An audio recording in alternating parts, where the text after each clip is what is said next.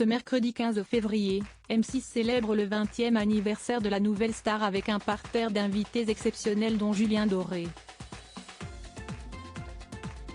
Au micro d'Europe 1, André Manoukian a révélé la véritable histoire qui se cache derrière l'audition mouvementée du lauréat de la 5e saison. Il a bien failli faire chou blanc.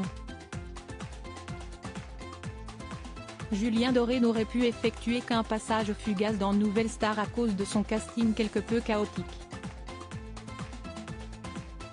Casquette vissée sur la tête et ukulélé en bandoulière, celui qui écume les Barnimois avec son groupe Big Up Elvis se présente à Marseille pour une audition qui va rester dans toutes les mémoires.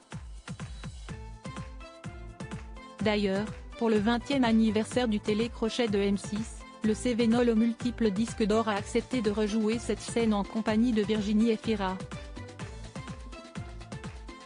Car cette dernière, qui deviendra une de ses amies proches, n'est pas étrangère à son sauvetage in extremis.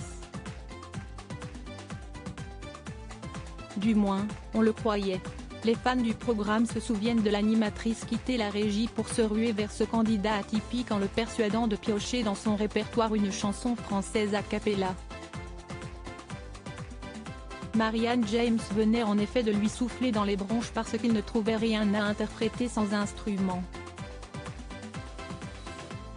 Or, ce n'est pas tout à fait à l'actrice nommée au César 2023 qu'il doit sa seconde chance, mais à un autre membre de l'équipe, comme l'a raconté André Manoukian sur Europe 1. Il doit sa carrière à Jérôme Pittorin, à Virginie Efira et à Tété La Vérité CIST d'abord Jérôme Pittorin, qui allait interroger les candidats avant leur passage devant le jury, note de la rédaction, qu'il avait repéré dans la queue, à qui quelqu'un a dit « Mais il y a ton candidat qui est en train de se barrer », un arrêt le plus poétique des jurés. Conquis par le personnage volontairement ringard du troubadour, cet ange gardien avait missionné une jeune journaliste pour le surveiller. Dans les coulisses, CIST le branle-bas de combat.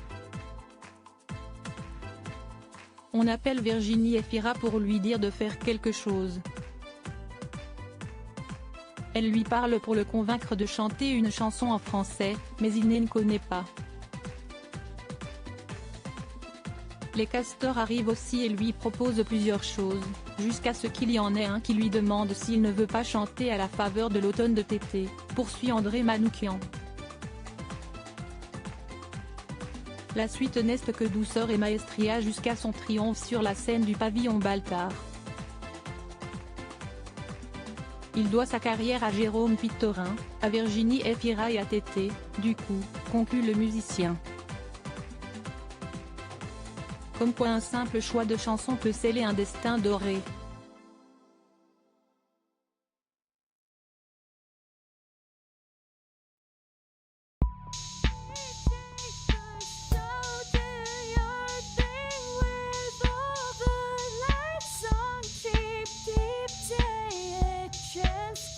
Keep, take a chance. You can